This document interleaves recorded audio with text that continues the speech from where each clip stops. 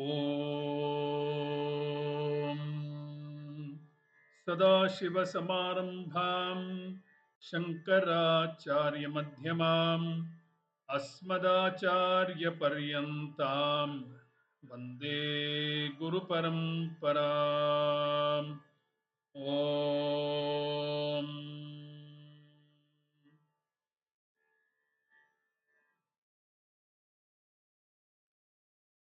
Namaste, all of you. Welcome back to our continuing study of this great text, Vivekachudamani, authored by the great Sri Adi Shankaracharya and taught to us systematically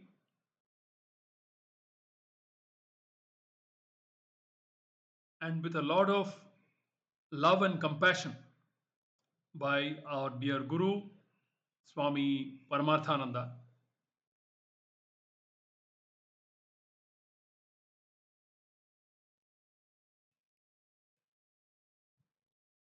It has been some time since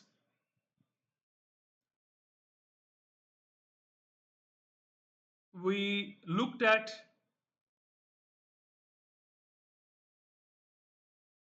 the meaning of this text, Viveka Chudamani. It helps to revisit the meaning of the word Vivekachudamani, a compound word, from time to time, so that we are clear about this journey that we are all undertaking.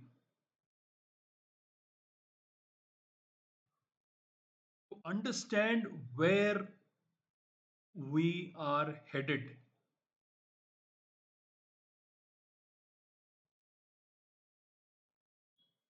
to understand the importance of our discriminative faculty that we as human beings have been blessed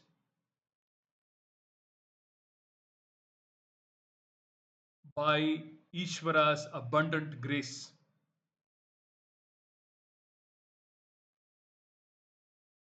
The word Viveka Chudamani has two parts to it. It's a compound word. The first word, Viveka, was given three meanings by Swami Paramarthananda right at the beginning.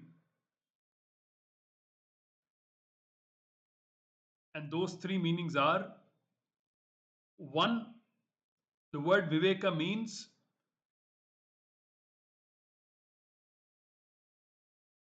the Viveka Shakti, the power to discriminate that we as human beings have been gifted by Ishvara. The second meaning that Swamiji gave out was Viveka Shakti Vyaparaha.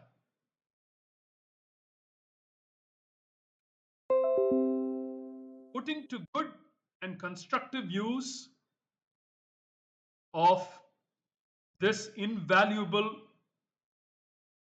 gift, Ishvara's gift. Putting to good use, constructive use of this Viveka Shakti Vyaparaha. And then the third meaning that Swamiji gave out was Viveka Shakti Vyapara Janita Viveka Jnanam.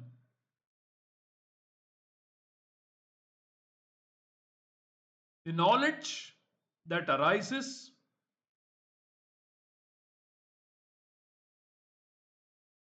on putting to use our Viveka Shakti constructively, diligently, purposefully. Viveka Shakti Vyapara Janita Viveka Jnanam. The knowledge that arises in our antakaranams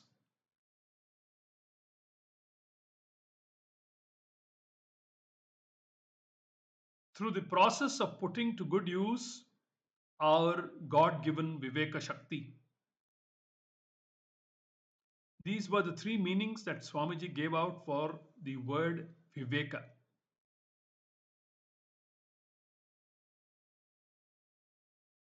The second half, or the second word that makes up this compound word Vivekachudamani is the word Chudamani.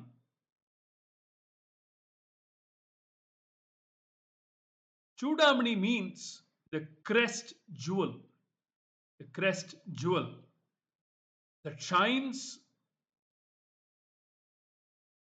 on the forehead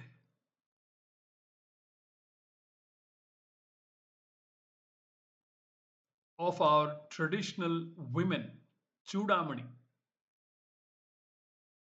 We may recall the word Chudamani in the context of the Ramayana, especially the Sundarakanda, in which when Sri Hanuman meets goddess Sita in the Ashokavanam, after handing over Lord Rama's insignia, his ring,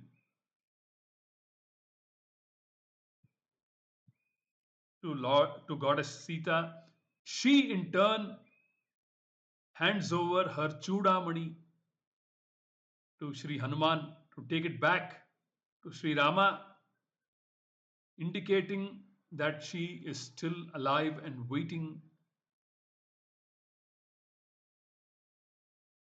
with bated breath for his arrival in Lanka to free her from her captivity. So, Chudamani is a crest jewel worn by our traditional women. Chudamani shines brilliantly on the forehead when it is worn.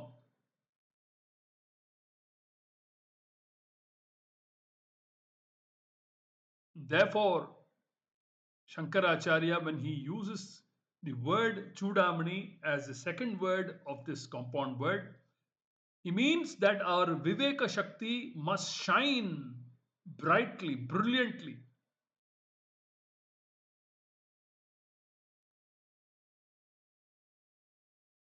and generate in our antakaranams the much required Atma Jnanam after Atma Anatma Viveka has been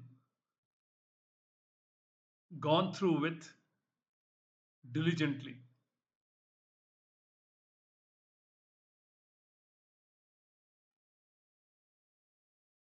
The question is, why do we give, why do we attribute so much importance to this Viveka Shakti?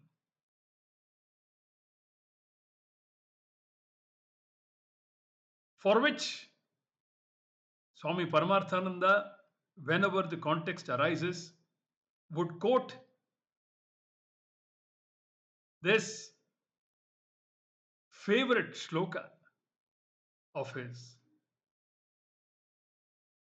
And the shloka runs, Ahara Nidra Bhaya Maithunam Cha Samanyametat Pashubhir Naranam Buddhir hi tesham adhiko vishesha. बुद्धिर हि तेषाम अधिको विशेषः बुद्ध्या विहीनः पशुभिः समानः.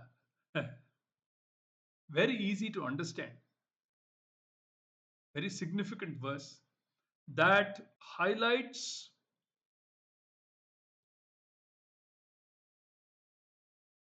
the value and importance of our buddhi faculty, the viveka faculty, that makes us the roof and crown of this creation.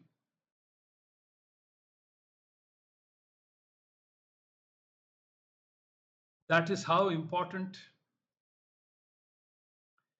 viveka shakti is, and putting to use this God given viveka shakti in the right domain.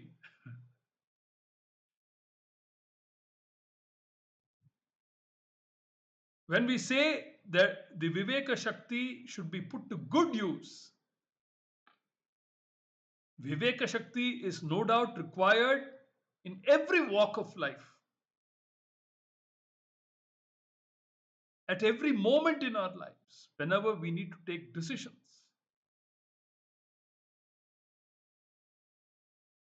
Here, in the context of Vedantic study, Viveka Shakti means the power to discriminate between the permanent and the impermanent, and having done so, to claim the permanent as our real nature,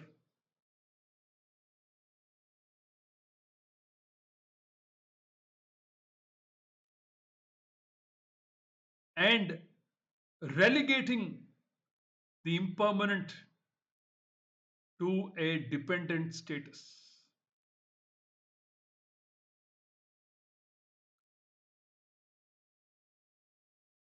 To recognize Atma as Eka, Sara, Nitya, and Satya.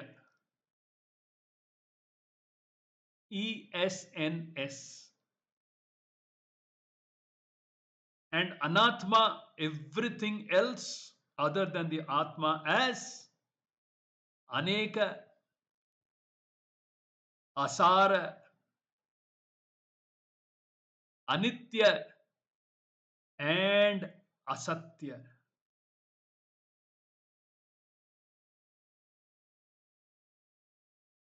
If this Atma Anatma Viveka is done seriously in a committed manner,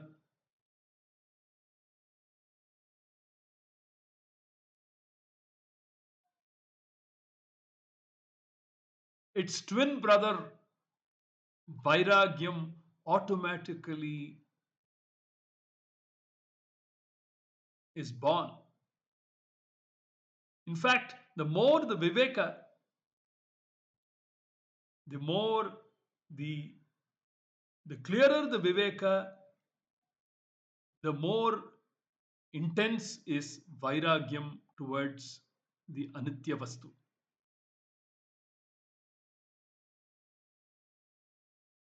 And once Viveka and Vairagyam are in place, then comes the third entity, which is Mumukshutvam,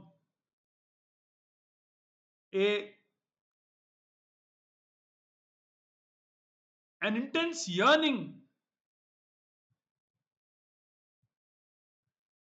for the Nitya Vastu. So Viveka is the root cause for even moksha. Viveka, Vairagyam, Mumukshutvam, and Shatka Sampatti.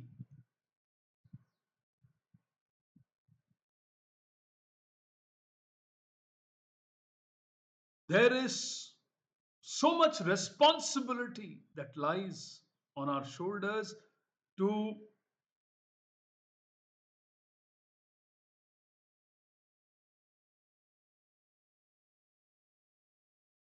eke out our paths, our spiritual paths in a committed fashion. So much responsibility.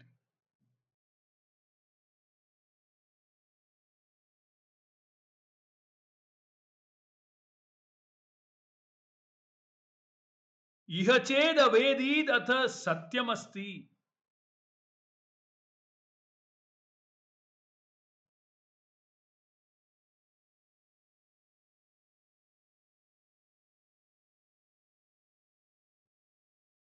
If a person knows the Atma, the Vastu, here, then he or she has made good use of this human janma. Nacha iha avedid mahati vinashtihi, says the Keno Upanishad. If you've not made it in this janma, the loss is the infinite. The loss is infinite because Brahmatma is infinite. These are all statements of facts coming to us directly from the Upanishads. There's no denying this truth.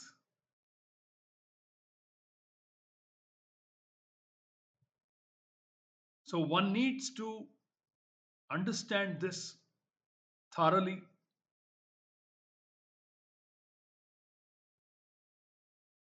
And based on this understanding, we need to progress steadily under the guidance of a competent live acharya, which is what Adi Shankara is saying in the 15th shloka, which we are now studying. Shankaracharya talks about the qualifications that a guru must have, must be endowed with,